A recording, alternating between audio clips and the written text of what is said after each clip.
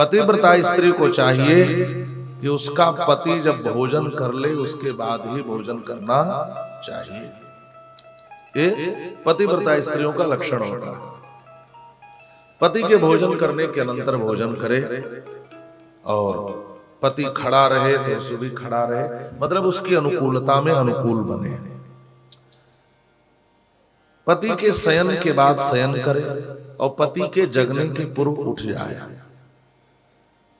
पति के सन्मुख कभी भी अलंकार रहित होकर न जाए, ये ऐसा है। श्रृंगार उसका उसके पति के लिए ही होना चाहिए, श्रृंगार युक्त होकर के जाए। और जब पति परदेश या विदेश चला जाए तो फिर श्रृंगार और देह के संस्कार श्रृंगार से बचना चाहिए, ऐसा लिखा है। कभी भी पतिव्रता स्त्री को पति का नाम लेकर के नहीं पुकारना चाहिए, ये भी नियम है। ये जी ओ जी कह के काम चला लेना चाहिए, नहीं दूसरा नाम रख लेना चाहिए, है ना। हाँ, नहीं महाराज प्रभाव भी अलग पड़ जाता है। एक दिल्ली की घटना है, सामने एक श्रीमती जी टहल रही थी, आधी रात हो गया, बालकनी में बगल वाली आंटी ने पूछा, बेटी क्या बात है, अभी तक जग रही हो, नींद नहीं आ रही क्या? मैंने कहा कि नहीं आंटी जी अभी तो वो नहीं आए हैं। अच्छा अच्छा,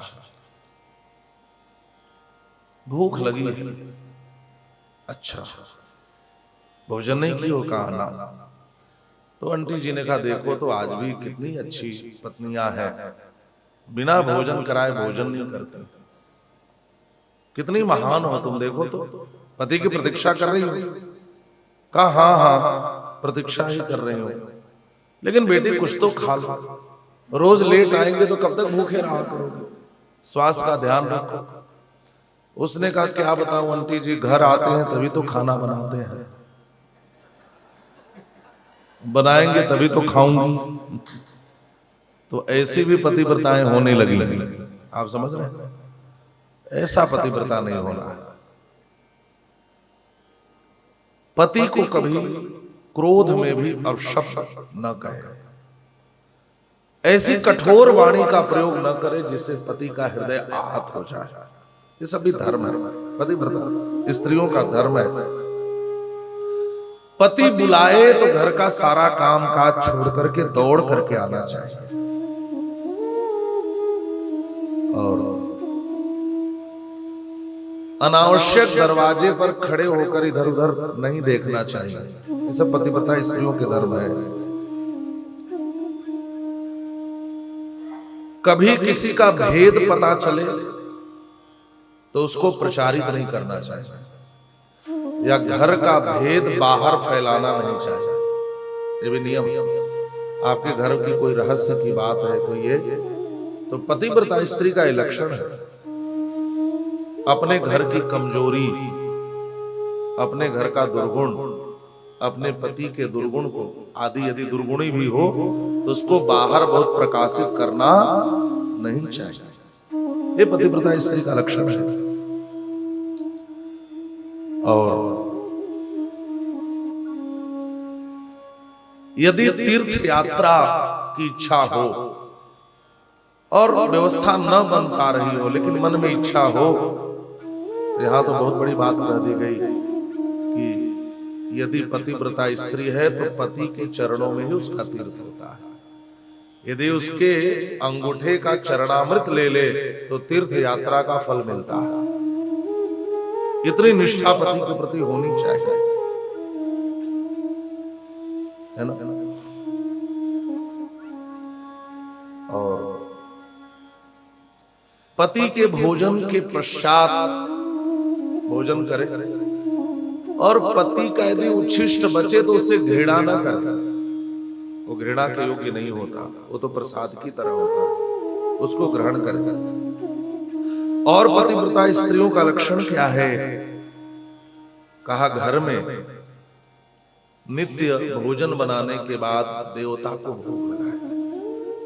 ये सब भी घर की जो स्त्रियां हैं उनकी जिम्मेदारी है कि आपने ठाकुर जी को पधराया है या पहले से वहां सेवा पूजा होती है तो भोजन के अनंतर उनका भोग लगाएं। पितरों को, अतिथि को, सेवक को, गाय को, भिक्षुक को दिए बिना घर की मालकिन को भोजन करना नहीं चाहिए। गृहिणी को भोजन नहीं करना चाहिए।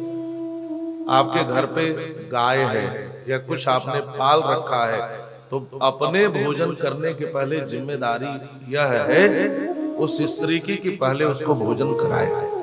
आपके यहाँ कोई अतिथि आया है तो उसको बिना खिलाए खा लेना ये बहुत बड़ा अधर्म है। अभी आगे कथाएगी शिव पुराण में भी अम्बरीश पर तो दुर्वासा ऋषि इतना क्रुद्ध हो गए, उन्होंने तो केवल जल पी लिया था। महाराज एकादशी का व्रत किए थे, द्वादशी में अतिथि घर में पड़ा है और उसको बिना खिलाए भोजन करना ये दोष है।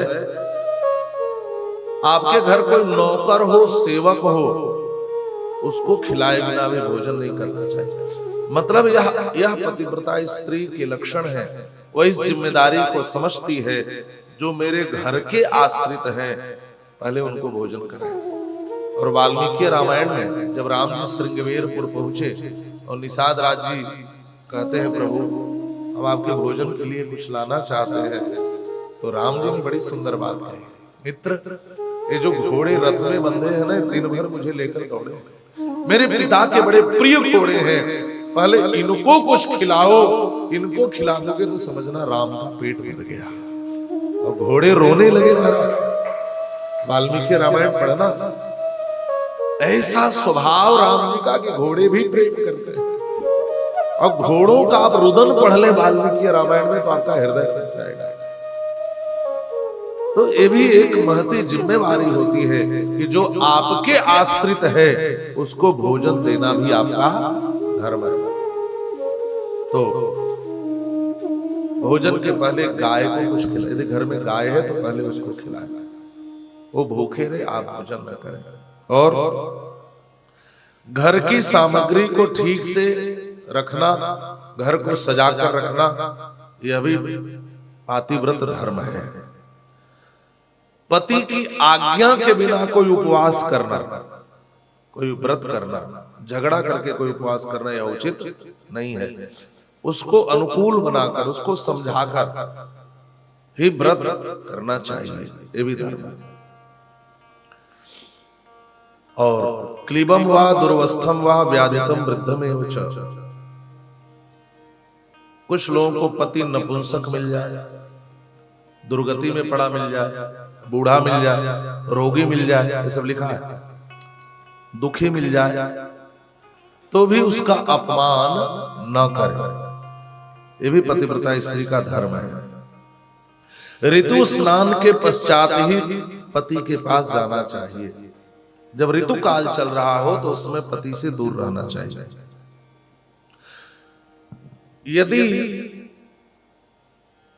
यह चाहे कि हमारे पति की आयु लंबी हो तो उस स्त्री को हरिद्रा कुंकुमं चैव सिंदूरम कज्जलादिकं कुरुपाशकं च तांबूलम मांगल्याभरणादिकं केश संस्कार कवरी कर कर्णादिभूषणं भर्तु रायुष्यमिच्छन्ति दूरेण पतिव्रता।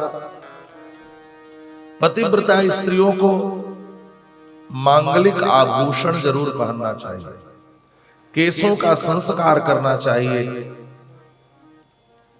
कान का कर्णफूल, गले का मंगलसूत्र और मांग में सिंदूर, यह हमेशा धारण करके रखना चाहिए। ये पतिव्रता स्त्री का लक्षण है। सिंदूर का त्याग न करें, नियम। यदि पतिव्रता स्त्री इन सौभाग्य चिन्हों को हमेशा धारण करती है तो पति निरापद होता है और दीर्घ आयु वाला होता है। ये घटना आपने सुनी होगी, मां जानकी भी मांग में सिंदूर भर रही थी। ऋषि हनुमान जी ने पूछा, मैया ये सिंदूर क्यों लगा रही हैं? बड़ी प्रसिद्ध घटना है, हमने भी संतों से सुना। तो मैया ने कह दिया, बेटा इस सिंदूर को लगाती हूं तो तुम्हारे स्वामी की आयु लंबी होती है। हनुमान जी ने कहा, मां कोई सिंदूर लगाए तो प्रभु की आयु? उन्होंने कहा, तो हनुमान जी ने कहा, मां आप तो मस्तक में इतना लगाती हो, मैं तो पूरे शरीर में लगाऊंगा। और हनुमान जी ने पूरे शरीर में सिंदूर लगा दिया। तो सौभाग्य चिन्ह है, कर्णफूल हमेशा बांधना चाहिए। रामायण में एक बात और आती है, जब मंदोदरी के कर्णफूल गिर गए तो सूचना मिल गई कि अब रावण का जीवन बचेगा नहीं, रावण की मृत्यु हो जाती है। तो पतिव्रता स्त्रियों को चाहिए कि इनको इन सौभाग्य चिन्हों को धारण करें, और जो व्यभिचारिणी स्त्रियां हैं इनसे दोस्ती और मित्रता न करें। न रजक्या न बंधक्या तथा श्रमणया न च दुर्भगया क्वापि सखित्वं कारयेत् क्वचित्। बंध्या स्त्री से, व्यभिचारिणी स्त्री से, व्यभिचारिणी तो आप समझ रहे हैं, वैसी स्त्रियां जिनका मन जो पुंसचली हो जाती है, आप ऐसे समझिए। यहां तो लिखा है कि श्रमणया माने जो सन्यासिनी है इनसे भी दोस्ती न करें। पतिव्रता स्त्रियों को चाहिए कि जो स्त्रियां जो श्रमणी है, सन्यासिनी है, अथवा जो भी स्त्री आपको पति से दूर करने की बात कहे, जो पति के खिलाफ भड़काए और जो आपको आपके पति से दूर होने की बात सिखाए, ऐसी स्त्रियों से कभी मित्रता करनी नहीं चाहिए। ये भी पतिव्रता स्त्री का धर्म है। और पतिव्रता स्त्री को क्या सावधानी बरतनी चाहिए? कभी ओखली पर न बैठे, मूसल पर न बैठे, झाड़ू पर न बैठे, सील लोढ़ा में जो सील है उस पर न बैठे, देहली पर न बैठे। अब तो देहली होती ही नहीं।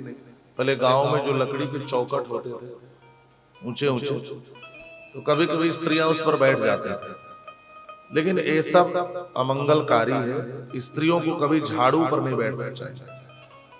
नहीं कुछ बैठने को नहीं मिला, झाड़ू रखा है उस पर बैठ गए, ये सब उचित नहीं है। मूसल पे, झाड़ू पे, सील लोढ़ा पे, देहली पे स्त्रियों को बैठना नहीं चाहिए। और पति की प्रसन्नता में प्रसन्न रहे, पति के दुख में दुखी हो जाए। सदैव पति के हित की इच्छा करे। संपत्ति में यदि साथ है तो पति के विपत्ति में भी साथ खड़ा होना चाहिए। पति की सामर्थ्य नहीं है तो उसके सामर्थ्य से ऊपर की मांग करके अपने पति को किसी संकट में न डाला। ये सब लक्षण। और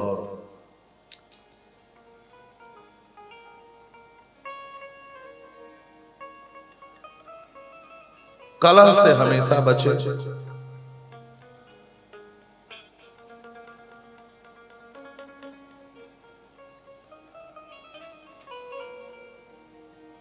पति को कभी अप्रिय शब्दों से संबोधित न करें। और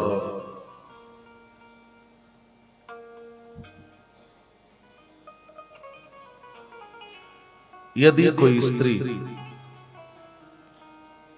इस पातिव्रत धर्म का पालन करती है तो उसका फल क्या होता है?